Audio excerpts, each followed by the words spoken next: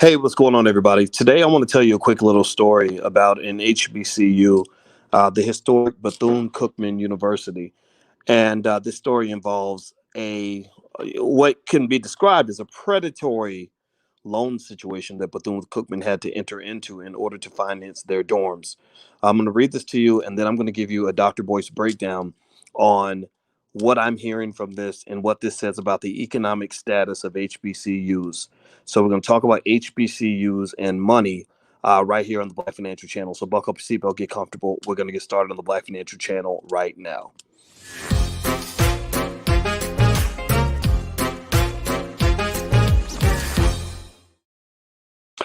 Hey, what's going on, guys? Welcome to the Black Financial Channel. That's theblackfinancialchannel.com. My name is Dr. Boyce Watkins. I am your friendly neighborhood finance professor on the Black Financial Channel. We are absolutely, insanely, and mortally obsessed with Black wealth and Black economics and independent Black wealth building. We talk about wealth building several times a day, as much as 10 times a day. You are my students. I left Syracuse University because I want to teach the community.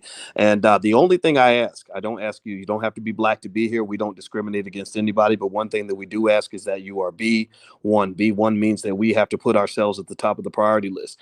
B1 means that we will never get what we need unless we take what we want. And if we put ourselves at the top priority list, we can make that happen. B1 also means that we believe that Black people can be number one when it comes to wealth building and economic intelligence within the next 50 years. But it's going to take a lot of discipline and a lot of hard work, and it's going to take some vision. Finally, B1 means that we understand we must be one to be successful. That means coming together, finding people that you can work with, and building things together. You must build. We need builders, or we're going to continue to be oppressed by the things other people have built. If you agree with that philosophy, put a hashtag B and the number one in the chat, hashtag B1. That's the calling card. Use that hashtag on Twitter conversations, Facebook, Instagram, etc. And I'll find the B1 family all throughout the internet. Hey, Emery Moore and Cameron For Real and Hazel Jones and Tony C and Denise. Good to see you. Good to see you. Okay, so let's jump into this. I wanted to talk to you guys about this. You guys know I'm such a weirdo. I've literally been talking to you guys a lot during my honeymoon, and some of y'all make fun of me because you think that I'm working during my honeymoon, but that's not true. That's not true. I don't work. I haven't had a job in probably 25 years. Work is this stuff that you really don't enjoy doing. This ain't work. This is fun. This is me talking to my people and doing something that matters. So here's what I wanted to talk to you guys about. I saw this story, and Alicia was like, what's on your mind, Boyce? And I said, I'm really thinking about this article I read today in Inside Higher Education about Bethune Cookman University. And in this article, the article is titled "A New Beginning for Bethune Cookman." And here's what the subject line says. It's by Alexis Gravely. And it says, using a loan designed specifically for historically Black colleges and universities, Bethune Cookman was able to refinance a dorm that would have cost the university $306 million. Now, that's a lot of money. I was really intrigued by this story. And it kind of, and as I read the story, it really made me think about economics and finance and stuff like that. You guys know my PhDs in finance, so I want to kind of lay some game out here for you to understand the dynamics of what's going on here, why this disturbed me so much. Now, I'm going back over here. Now, do me a favor. Please hit the thumbs up button. Please hit the thumbs up, share, subscribe button. If you haven't done it yet, let me know if you can hear me. Give me a yes if you can hear me okay. All right, so here's what it says. It says the finances for Bethune Cookman University are on a new path now that the historically Black university has received assistance from the Department of Education to resolve a controversial and expensive dorm deal made by previous leadership. Leadership for Bethune Cookman signed an agreement Tuesday to receive a $108 million loan from the HBCU Capital Financing Program, backed by the Department of Education and Rice Capital. The funding allows the university to refinance a loan agreement made for an $85 million dorm that opened in 2016, which, due to the aggressive terms of the agreement, would have ultimately cost Bethune Cookman $306 million over 40 years. In addition to addressing the dorm's financing, the loan also provides funding for the university to pay off bonds and conduct deferred maintenance, allowing it to not just get by, but to thrive, said Belvin Perry, Jr., chairman of Bethune Cookman's Board of Trustees. We are just very thrilled that we have closed the chapter on a very dark part of the history of this university, he told Inside Higher Ed. Quote, it takes away distractions that have been around for a number of years. Though the dorm's construction costs were initially estimated to be $72 million, they ultimately grew to $85 million. Under a lease and sublease-backed development agreement, monthly payments for the dorm would have risen by 1.5% each year, reaching a high of $840,000 per month and totaling more than $306 million by the end of the agreement. The university filed a lawsuit in 2018 against the developer and several former high-ranking officials, including former Bethune-Cookman president Edison O. Jackson, who retired as president in 2017, shortly after the details of the deal were revealed. That alleged, quote, illicit and fraudulent, end quote, conduct related to construction of the dorm. The developer later countersued to receive the payments it was owed. The HBCU capital financing program was established in the early 90s to provide HBCUs access to low-cost capital for campus infrastructure improvements, given that HBCUs don't often have the resources to access traditional forms of capital financing. The university has been plagued with financial and governance problems over the last 5 years, which led to being put on probation by the Southern Association of Colleges and Schools Commission on Colleges in 2018. Bethune-Cookman now has a new board, has improved its finances, and has been off probation for close to a year and a half. So, first of all, let me just say congratulations to Bethune-Cookman. I'm very happy that this school is able to move forward and to become as great as it's always been meant to be. I think that's a wonderful thing, and I want to start right there. Secondly, I want to sort of address what I'm hearing in this article. Now, this isn't just about Bethune-Cookman. This is really about the state of HBCUs and what's real. What I see is kind of going on here. Now, mind you, I did not get the chance to attend an HBCU. When I came out of high school, my grades were terrible, and it was because of a group called Black Achievers in Louisville, Kentucky, that I was able to go to college. And they couldn't give me an HBCU scholarship. They sent me to the University of Kentucky on a $500 scholarship or something ridiculously small, but it made a big difference. And because of that, Dr. Alicia, my wife, has agreed. We've agreed to be a title sponsor for the convention for the Black Achievers group in Louisville, Kentucky. If you live in that area or you live in any area where there's a Black Achievers, you should have your child join. It's a great organization. It changed my life. So we're going to write a $20,000 check to Black Achievers so they can send more Black kids to college. And also we're going to give scholarships to the Black Business School to the kids that are in that program. So shout out to Black Achievers for making a difference. Now, I couldn't attend an HBCU. Also, when I became a faculty member at Syracuse University, I did go try to speak to Howard University and Prairie View about joining their faculty. I was willing to take a pay cut. I didn't care about the money. The money didn't matter. I made $115,000 a year at Syracuse. I knew they couldn't afford it. I would have gone down to as low as $60,000 a year and even been willing to do more work because I wanted to be at an HBCU that bad. What happened at Howard was I remember that when I interviewed at Howard, my public scholarship career had just begun. And I remember in the finance department, the person I interviewed with was Chinese. And I remember thinking to myself, why is a Chinese man deciding if I'm qualified to teach Black people? I did not like the idea. No disrespect to Chinese people, but I did not feel that a Chinese man should be deciding if I have the qualifications to talk to other African Americans. I doubt give me a yes or no. Give me a yes or no. Do you think that if I went to China, do you think that there would be some African American man deciding if a Chinaman was qualified to teach Chinese youth? Do you think that that would actually exist in China? Do you think that would happen in Europe? Do you think that would happen in any country in the world other than the United States, where many of us are still stuck in this weird slave cycle, this weird Groundhog Day repetition of slavery, right? Juneteenth happened a couple hundred years ago, but we still ain't free. So I'm not celebrating Juneteenth. Don't get me wrong. I don't hate the holiday. You could take the day off from work, and I don't think there's anything wrong with the word Juneteenth or what it represents per se, but I do think that that is symbolic freedom as opposed to actual freedom. You still really aren't free when other people are deciding how they want to gatekeep whether or not you can have access to your youth. Why do I bring this up? Well, because Howard University, since I'm speaking about Howard, happens to also be in the city of Dr. Claude Anderson, who wrote the book Powernomics. Dr. Claude Anderson, give me a yes if you know who Dr. Claude Anderson is. Please, everybody say yes or shout his name, say Powernomics in the chat or something to let me know that we are on the same page. Dr. Claude Anderson, in case you didn't know, has been able to single-handedly through his books been able to have just as much of an impact on Black economic thinking as almost anybody since perhaps Marcus Garvey. Dr. Claude Anderson has been the game changer. When Ice Cube reached out to me to talk to me, he pretty much reached out to me partly to talk about what I was working on, but then he asked me politely if he could talk to Dr. Claude Anderson. When Kanye West reached out to me, maybe he talked to me and Alicia for about 10 minutes, and then he asked, can I speak to Dr. Claude Anderson? Everybody who matters in this country in terms of influence culturally has been fascinated with powernomics ideologies to the point where you cannot ignore the impact that this work has had on society. So the $1 million question I like to ask, and I promise you, I'm going full circle with this. You guys make this. Sometimes I go a mile outside the track to help you see the whole picture. But basically, when you to go full circle with this, my thought is, why is Howard University teaching Black students, and they haven't ever invited Dr. Claude Anderson on campus, even though the man lives about 20 minutes from your university? Again, this is one of the leading Black economic thinkers of all time. Yet over, he's been in DC for maybe 40, 50 years. Not once has he been invited. Now, in the meantime, you've invited probably hundreds, maybe thousands of mediocre white people, lots of Black people who work for white people, etc. Maybe a few government officials. I'm sure Barack Obama or Michelle or people like that have popped through, maybe a couple rappers, things like that. But yet, for some reason, Dr. Claude Anderson in Powernomics is not allowed on their campus. So where am I going with this? Well, let's go back to the story about Bethune Cookman.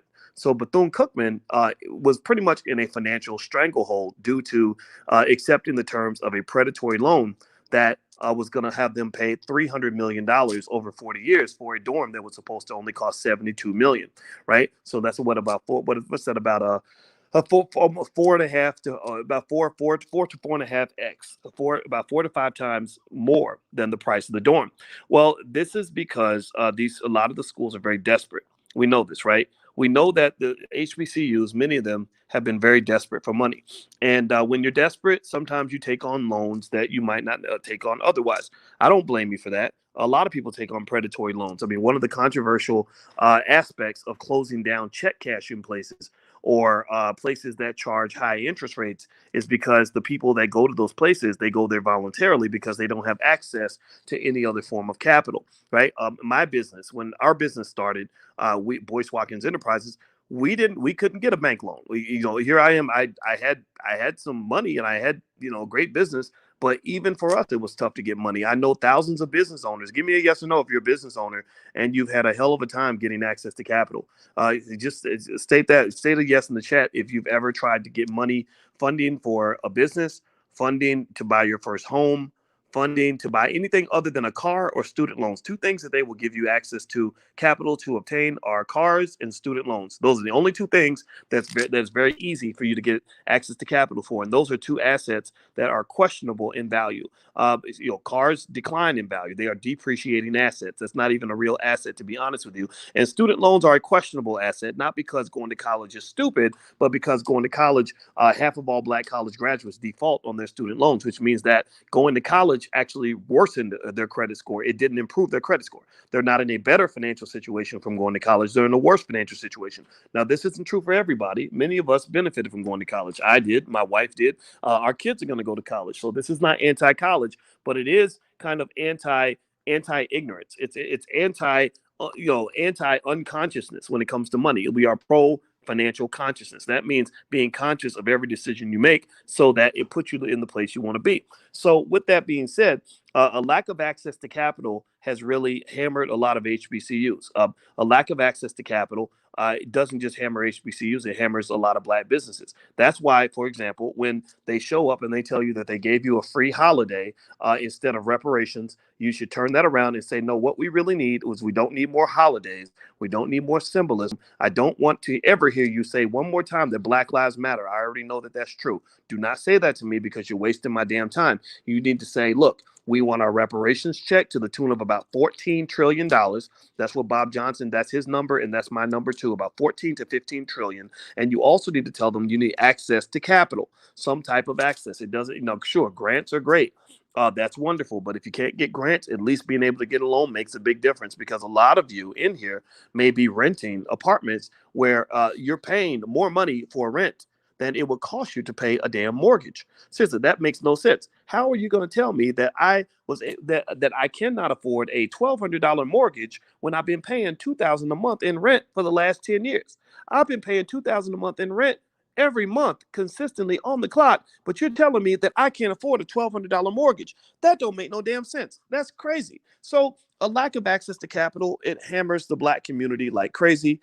The reason you see white boys out in Silicon Valley starting billion-dollar companies with almost nothing is because white folks get access to capital. If you want to talk to me about white privilege, that's one area where the white privilege is glaring, and that's probably the area of white privilege that hammers you the most. And a lot of you people, a lot of us, a lot of our folks are trained to talk all day about the social stuff. You're trained to talk all day about civil rights and voting rights and all that. That's fine. Those things are important, but none of those things matter if you ain't got no money in your pocket. None of that matters if you ain't got no wealth. If you ain't got wealth and you out here trying to pursue your civil rights and your social rights and your voting rights, then basically you're just a paper tiger. You're like a person with a driver's license who can't even afford a car. So you're going to sit in a little kiddie chair with a fake steering wheel, pretend like you're driving a car when your butt ain't going nowhere. So a lack of access to capital is the number one thing that is hammering the hell out of black people and keeping us from being able to move forward, and has crippled your HBCUs and made many of them more desperate than a crack addicted hooker trying to get another hit. They are more desperate than anything I've ever seen in terms of the fact that desperation has a price. You see, financial desperation has a price. This is why I'm talking about Bethune-Cookman. Y'all know me. Y'all know how I do. I kind of give you the bigger picture. I'm not just going to talk about the terms of the loan and the specifics. Sure, you can get that in the textbook. I want to talk about the dynamics of what's happening. Many of you already understand these things. You understand that when you're desperate for money, well, that's not going to give you much power. You don't have much negotiating power when your money's tight. You know, why do you think rappers get these crappy deals? Why do you think Megan Thee Stallion was complaining about the fact that she felt like she signed a slave deal? Well, it was because chances are when she signed that deal, she was probably desperate for money. She was probably willing to sign anything. She could have been signing a deal with the devil, literally the devil, to like send her whole soul to hell, and she would have signed it because she was desperate. So a lot of your HBCUs are as desperate as Megan Thee Stallion was when she signed that terrible deal that she's complaining about now. Now, let's move back to Bethune-Cookman. Do me a favor, hit the thumbs up button. Please hit the thumbs up, share, subscribe button right now. And also the allblackagenda.com is a platform where you can go there and you can get lots of free resources like the $5 a day investing plan. I want everybody in this space to be investing consistently. Did you invest this week for your child? Did you talk to your child about finances this week? Put a yes in the chat if you've had conversations about wealth this week. If you made some sort of money move this week. If you did something this week that secures the legacy of your family, put a yes in the chat or put a B1 or something to let me know that you're making your moves. You need to do this every day. The way I seem weird and very obsessed, you're seeing my personality coming out. I believe to be excellent at anything, you must be obsessed with the thing that you want to do. A mother that wants to be a good mom is obsessed about her children. An athlete that wants to win championships is obsessed with his sport. A craftsman who wants to be the best in the world of what he does is obsessed with what he does. So if you want to be the best, you got to be obsessed. So I want you to be obsessed about being the best, and then you'll find yourself being blessed. So be obsessed about being the best, and you will be the person who is always going to get blessed. That's how you earn your blessing. So give me a yes in the chat that you're making those moves and that you're doing them on a regular basis, because that's what it's going to take. Now, with Bethune-Cookman needs this, they need this money. They took this predatory loan. They were going to pay $300 million for a $72 million dorm. They've now fixed that. They've gotten better terms. They've gotten access to better loans. I'm very happy for them. I think that's a wonderful thing. When I think about HBCUs in general, and I read this article, and it made me think about the state of a lot of our HBCUs. Now, that's getting better. The situation's getting better. You got people like Mackenzie Bezos, Jeff Bezos' wife, who's given an insane, ridiculously large amount of money to HBCUs. My hope, though, is that money is being given with no strings attached or few strings attached. Because one of the problems that you have, here's where I'm going with this, and because this is political. One of the problems you're going to have is that when people write the damn check, they start making the rules. He who has the gold makes the rules. So while your HBCUs are being bailed out by the Mackenzie Bezoses and other people, you have to always look at the fine print and say, what do you want for that money? It reminds me when I was 16 and there was this pretty girl that I liked at school, and I gave her a camera as a Valentine's Day gift. And I didn't think much of it. I thought I was big ball, and I was selling candy after school. And so I had more money than a dope dealer. I had pockets full of money. I'm not kidding. I really had money like that as a 16-year-old because I learned how to sell candy at school. Right. So I bought her this fancy camera trying to impress this girl. And one day I'm sitting at home and I get a call from her daddy. And her daddy says, I saw this. This is I'm not gonna say her name, but this is, let's call her Tiffany. This is Tiffany's father. And I said, hey, how you doing, sir? And he said, I noticed you gave my daughter a camera. And I said, yes, sir. And he said, I want to know, why did you give my daughter a camera? Now, at that time, I'm just gonna be honest. Maybe I wasn't great with the ladies. I ain't gonna lie. I didn't know nothing about trying to get some and all that. I was still a virgin. I just thought the girl was pretty, right? And I thought the camera was a nice gift. But this father is on the phone talking to me in this deep voice, scaring the hell out of me, to be honest. And he's basically doing what any father's supposed to do. He's protecting his daughter. And he said, why did you give my daughter this camera? I said, well, I just gave it to her, sir, because I just thought it was a nice gift. And he said, well, boys that give girls nice presents like this usually want something in return.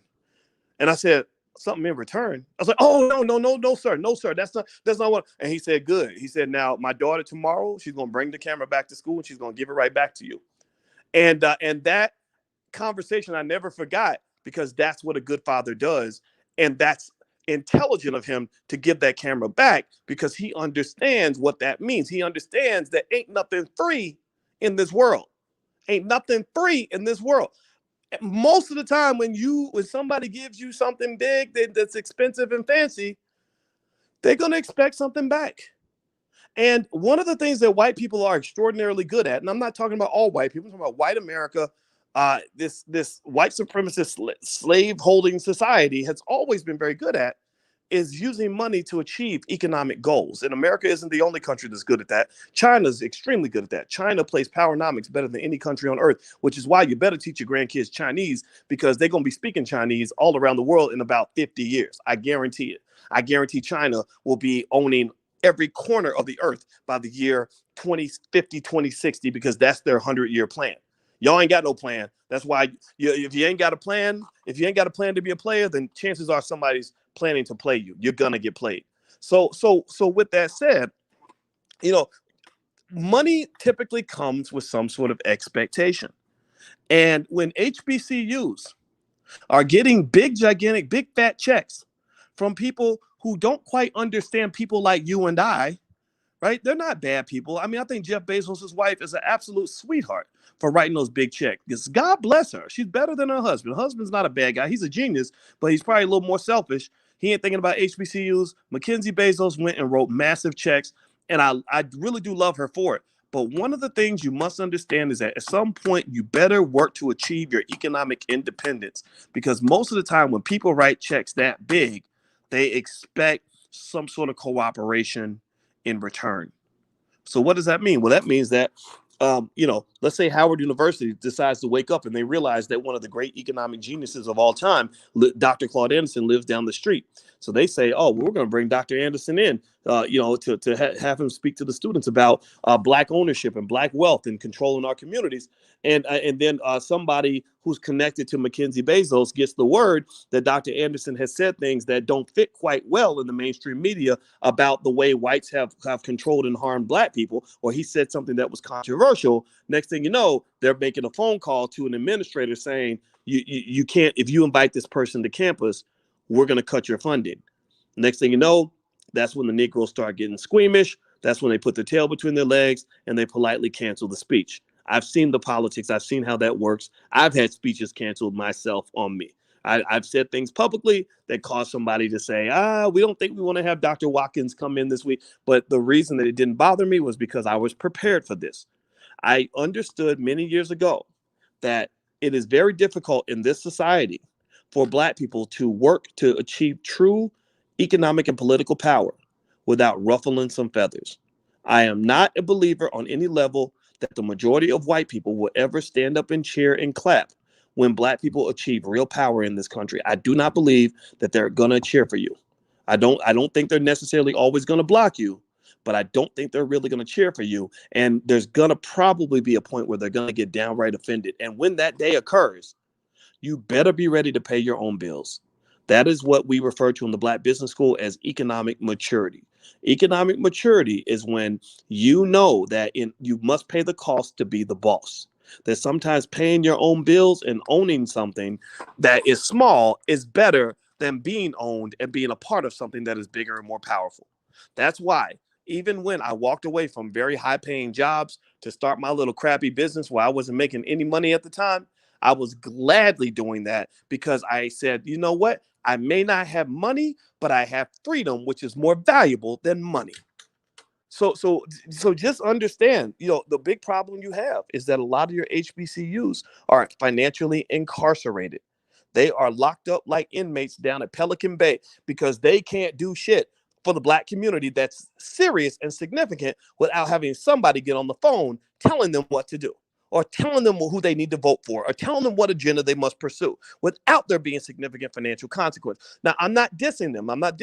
But I'll tell you one thing I thought about today, for example, was Felicia Rashad speaking up in favor of Bill Cosby. Now, she's a faculty member. She's supposed to have intellectual freedom. As a faculty member, she's supposed to have the right to have a dissenting point of view. As a faculty member, she's supposed to have the right to freedom of speech. But you saw that as soon as she spoke up, the next thing Howard University did the very next morning, they went out of their way to issue a statement saying, "Oh, please, no, she don't. What she said that wasn't right. That wasn't right. That was messed up. What she said, they didn't say it like that. You can go find the official statement, but they were backing away very quickly from that statement because they said, "Holy crap! All the white liberals that we buddied up with, who have started helping us get access to funding and capital, are going to be real pissed off that one of our most prominent faculty members just made a statement that does not fit with their agenda." Now, don't matter that millions of Black people agree with Felicia. I mean, how many of y'all, give me a yes or no, how many of y'all agree with Felicia Rashad? How many of y'all could hear what she had to say? Even if you don't like Bill Cosby, how many of you thought, okay, cool, that's good that Felicia is being consistent, that she's given another point of view? How many of y'all were okay with what Felicia said? Give me a yes in the chat if you were okay with that. See, there's a lot of you. I did a survey on my platform. We have about 1 million subscribers across multiple platforms, all pretty much all 99% Black. And I did a poll to see how you felt. And about 70% of you said that you felt that Bill Cosby should be out of jail. You felt, the majority of you, now some of you who dissent, who have a different opinion, that's okay. It's okay to have a different opinion. What we don't allow is oppression. We don't allow oppression of ideas. So if you disagree, as long as you can do so respectfully, you're welcome to be here. But don't sit here and tell me that I don't have a right to have a point of view just because it disagrees with yours. What the hell's wrong with you? Grow a new brain, you idiot. You can't go around telling people what they're allowed to think. That's not right. So with that said, so here's my point on this, and I'm gonna close it down on this. When you look at HBCUs, you better take the time. I'm talking about leadership who really care about the future of the community. You better take the time to figure out how you can obtain your financial independence. You better stop taking pride in how many damn employees you produce, and start taking pride in the number of business owners you create. Start thinking about people that you can put into the community that are going to buy assets and own and buy up the block. Start taking pride in the number of Black people that you can put out there that can go create jobs for other Black people, not just get a job working for a white guy, right? Start taking pride in the number of Black people that are leaving your institutions with the ability to create independent wealth through stocks, independent wealth through real estate, independent wealth through entrepreneurship, that will allow them to have the freedom that is necessary to obtain true power in a capitalist democracy. And I use the word democracy lightly because capitalism is the pre-existing condition that must exist in your life. You must have some control of capital in order to even have access to your democracy. This is not a pro-capitalism statement. I'm not saying there's anything wrong with socialism and Marxism and all the other things. I mean, you got a big dose of that through the civil rights movement that was heavily influenced by the left. It was heavily influenced by socialism, Marxism, and there are a lot of good ideas on the left. I love Marxism to a point. I really do. But let me just say this. In America, you have no capital, you do not get access to democracy. Your democracy is controlled by those who control the capital. All your politicians that are running around here doing campaigns about voting rights and y'all need to get out here and protect voting rights. Well, what difference do voting rights make if the people you vote for are working for the people that have the money? Raphael Warnock down in Georgia to run for office needed $250 million to do that. You really think he got that money from the Black community? Or do you think he got that money from corporations who control the capital? What do y'all think? What do y'all think? So what I'm saying to you is that in mathematics we have something they call necessary conditions and sufficient conditions. A necessary condition is something that has to happen before something else can happen.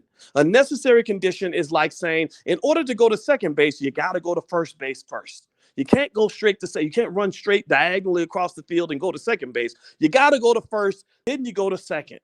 See, and what they've got you believing is that you can just run straight to second base. They got you believing you can run straight to your freedom, straight to your democracy, straight to your rights without even crossing first base, which is where the money resides.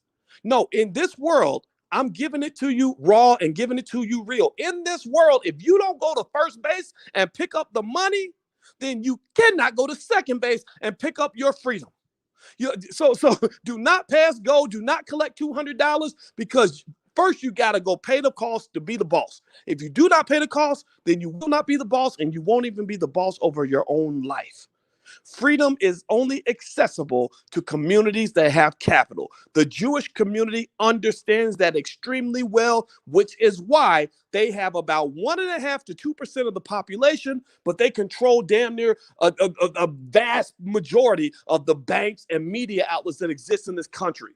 Why do you think that a large percentage of the Supreme Court justices have come from the Jewish community, but not one black woman has ever been appointed to the Supreme Court in over 200 years of existence? Who put more energy into building this country? Us or the newcomers, the new guy? No disrespect to anybody else, but y'all know what we've given for this country. We're the only group of people who's given that much blood for this country. We're the only group of people who've given that much labor to build this country. We're the only ones who have sacrificed at the level in terms of the amount of trauma we went through to make America into what it is, but yet other people jump to the front of the line.